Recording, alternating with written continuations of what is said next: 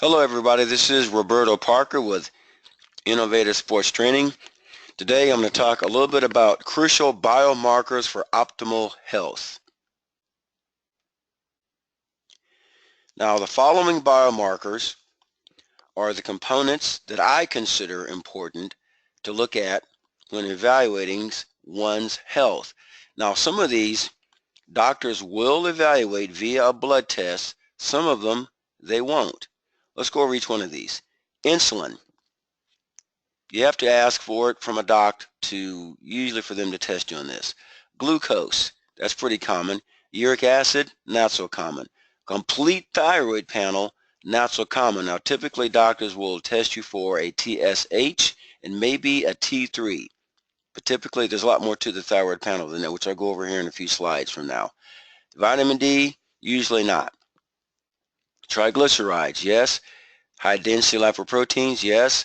Low density lipoproteins, yes. Total cholesterol, yes. Waist-hip ratio measurement, no. But these are the biomarkers that I consider just crucial and optimal to look into what's going on with your body and your long-term health.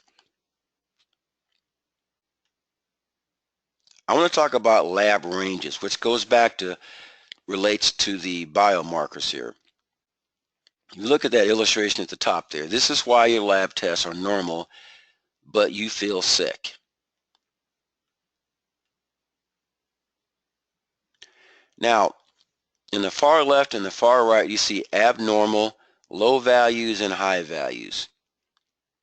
That's not where you want to be. Even on a conventional lab report from your doctor, you'd be out of range on those. However, now if you go in just a little bit, functional low and functionally high, on a conventional lab report from a doctor, you would be considered normal. But it's not really normal, which I'll explain here in a second. Where you want to be is right there in the middle, in the green, that's circled in red, that says functional lab ranges. Now, functional lab ranges are based on the numbers of a healthy population. In case you're not aware of it, most Americans are not that healthy. I hate to say that. I know it shocks you, but it's true. 2/3 of Americans are overweight and or obese, which leads to a lot of other metabolic disorders. And typically, that's what you're being compared to with a conventional medical report. Range numbers are tighter. These are optimal range numbers. Functional range numbers are tighter than conventional reference range numbers. Conventional reference ranges are based on the numbers of the average person who is unfortunately sick. Conventional reference ranges can vary from lab to lab and state to state. Now, I didn't know that until about a few months ago myself in doing research for this presentation and also working with other clients of mine. Within range does not always mean healthy. However, it is common, but it's not necessarily healthy or normal. A good functional testing practitioner looks for patterns of dysfunction. Low HCl, which is low stomach acid, high insulin, high tris, which is triglycerides, low LDL, low T3, high WBC, which is white blood cell count, a high A1C, low B vitamins, or low vitamin D.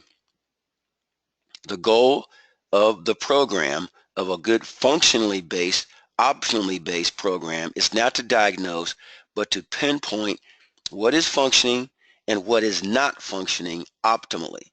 Lifestyle changes and choices are prescribed to the patient and or client or customer, not drugs and not necessarily even supplements. It could be just a few dietary changes you need to make. It could be just maybe getting more sleep. It could be maybe just cutting back too much hardcore exercise or maybe beefing up a little bit more hardcore exercise. It all depends from person to person.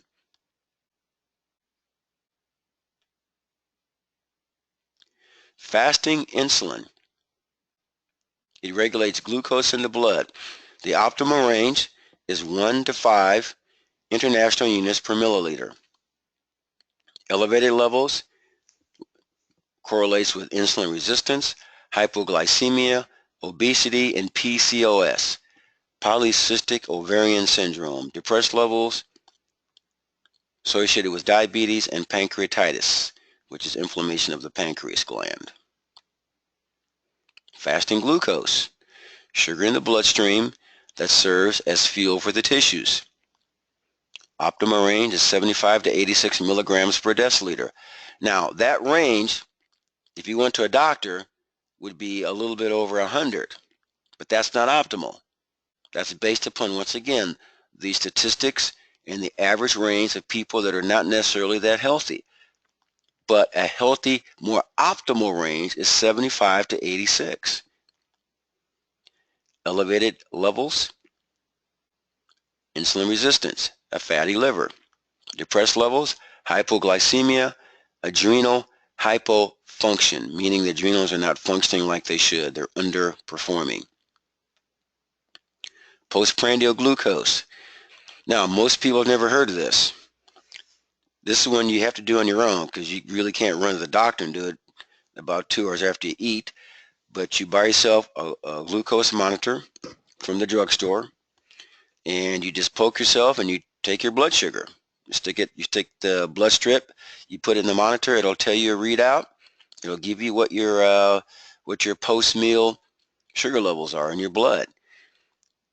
Now, within 2 hours post-meal, optimal range should be within 15 to 25 points above fasting number. So if your fasting glucose was, let's say, 80, you just had a nice meal, and you take your numbers, you poke yourself with the home monitor system, and your blood glucose is 100, that's not bad. If it's 150, that's not good. That's too much. That means something's not working like it should, or you're eating too much of the wrong type of food, and your blood sugar is way too high, and it's not getting down fast enough, which can cause a lot of metabolic disorders. Elevated above 25 points indicates the possibility that insulin is not doing its job in regulating glucose. That can be a major problem. Uric acid. It's a waste product of protein digestion via excretion into the urine via the kidneys.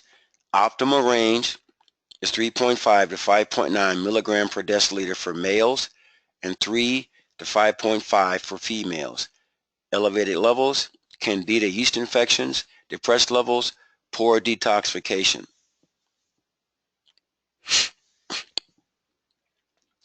Complete thyroid panel. TSH, which is thyroid stimulating hormone, T4, T3, free T4, free T3, reverse T3, thyroid antibodies. An unbalanced level can lead to hypo or hyperthyroidism. Now, I just did a video blog a few weeks ago on the thyroid. I'm not going to go into detail in each one of those components. It would take too long. Go to my YouTube page. At the bottom there, you'll see a link, and that is the complete podcast presentation that I did on the power of the thyroid. Check it out. Vitamin D measures the level of the fat-soluble nutrient. Vitamin D must be taken in conjunction with good saturated fat in the body. If it is not, it will not work, period. Vitamin D in the body is in reality a hormone that serves to protect the tight junctions of the stomach, which is important to prevent leaky gut syndrome, which can lead to a lot of problems. And believe me, there are many people who have leaky gut and they don't even know it. Strengthens the bones, strengthens the immune system. Optimal range, 60 to 80 nanograms per milliliter. Elevated levels lowers vitamin A. Vitamin A is important for skin and eyes. Can cause cardiac problems, depressed levels, cancer, diabetes, poor immune system. Triglycerides, amount of fat in the blood, fuel for all muscles and transports fat-soluble vitamins to the blood. Optimal range is 70 to 80 milligrams per deciliter. Elevated levels, metabolic syndrome, diabetes, fatty liver, and visceral fat. Visceral fat is fat that accumulates around organs of the body, and also it shuts those organs down if it gets too bad. Depressed levels, liver bile dysfunction, and autoimmune issues. HDL, the so-called good cholesterol. It is the primary lipoprotein that transports cholesterol and other nutrients from the peripheral tissues back to the liver. Optimal levels, 55 to 85 milligrams per deciliter. Elevated levels can lead to autoimmune disorders. Depressed levels, hyperlipidemia, which is too much lipid in the system, too much fat, fatty liver, and atherosclerosis. LDL, the so-called bad cholesterol. Optimal range is 80 to 100 milligrams per deciliter. Elevated levels, metabolic syndrome, fatty liver, associated with a diet high in processed grains and cereals. Depressed levels, susceptibility to infections and inflammation. Now, LDL, and really just cholesterol in general, is very important to help reduce inflammation. Now, too much cholesterol in a bad way can increase inflammation, but you have to have a balanced level of cholesterol to control inflammation in the body.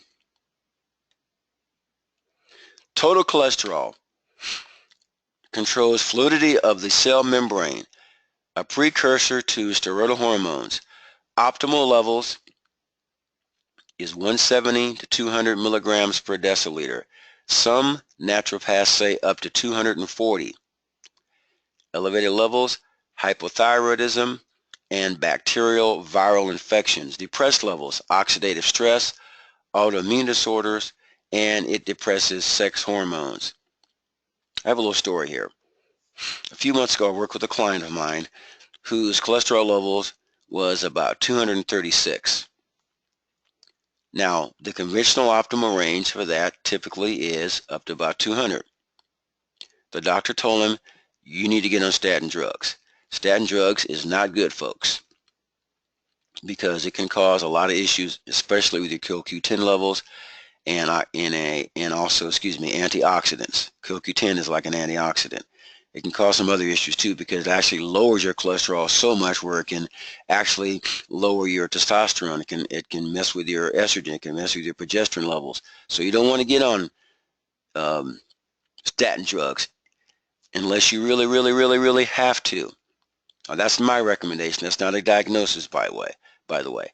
Now, a few months before I worked with this client, I did some blood work myself. On the medical range lab that I work with, the reference range of cholesterol was 140 to about 260, which is pretty wide. Now, most ranges are within 200, but on mine it was up to 260. So if this same client of mine had gone to the lab that I was associated with, he'd be within range. Now, what does that tell you? The lab that he went to, the doctor looked at it and said, you need to get on drugs. What is wrong with this picture here, guys? As I said at the beginning of this presentation, lab assessments should not be based upon mathematical, hardcore, calculative numbers. You have to look below the surface to see what's going on and look for certain patterns to see what's going on, to see what's functioning and what is not functioning. Waist-hip ratio. The optimal range is 0.95 or lower for men and 0.85 or lower for females. Now, waist divided by hip ratio correlates with potential health risks, metabolic syndrome, heart disease, and high blood pressure. Now, there are three body types up there: the apple, the avocado, and the pear. The pear typically has the least amount of risk. The apple has the most amount of risk. The avocado is kind of in the middle. Now that doesn't mean because you're shaped like an apple that you're going to just keel over and die right now. There's things you can do to change that. And by the way, just because you're a pear doesn't mean you're extremely healthy either. So that's why we do labs. That's why I do consultations. That's why we do assessments, lifestyle type of assessments. You have to get below the surface.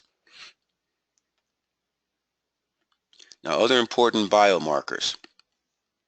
There's a test that measures lipoprotein particle numbers, that measures the number and density of LDL and HDL particles. Now, let's say you have really high LDL. That's considered a bad boy, right? That doesn't mean it's necessarily bad.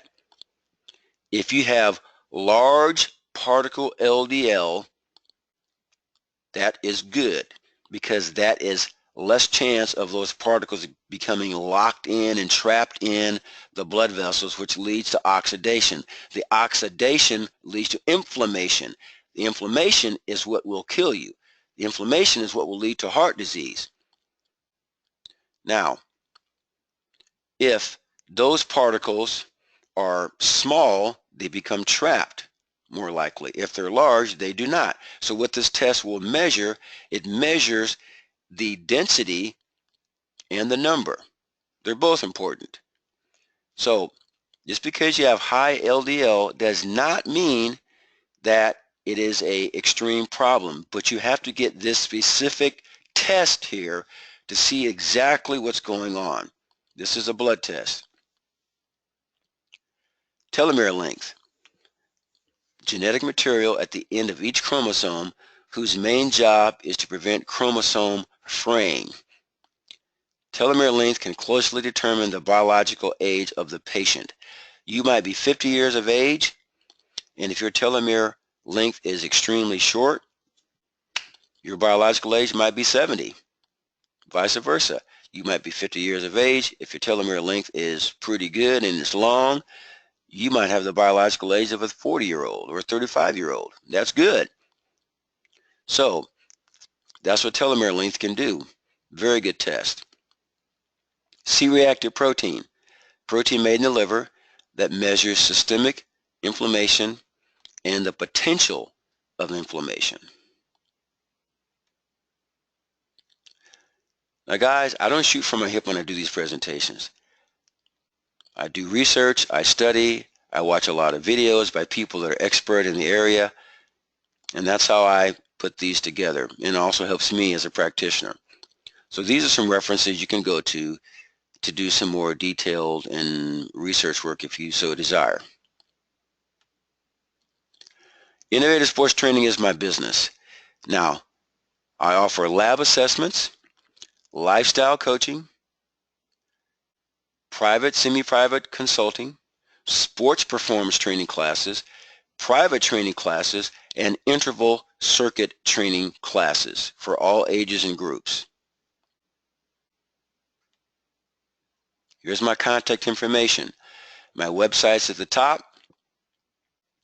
The third one down is a nutritional website that talks about my my food program, and I even offer labs so that I can offer lab. We can determine what type of food sensitivities you have. And you'd be surprised. You might consider yourself a very healthy eater, but if you're eating certain foods that your body does not respond well to, that causes stress on the body. It causes immune system overreaction, which can also lead to leaky gut, which is a major problem.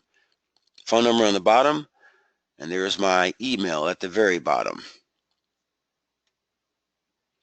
Guys, I want to thank you for watching this show, this presentation. Just by watching this, you've taken a big step forward.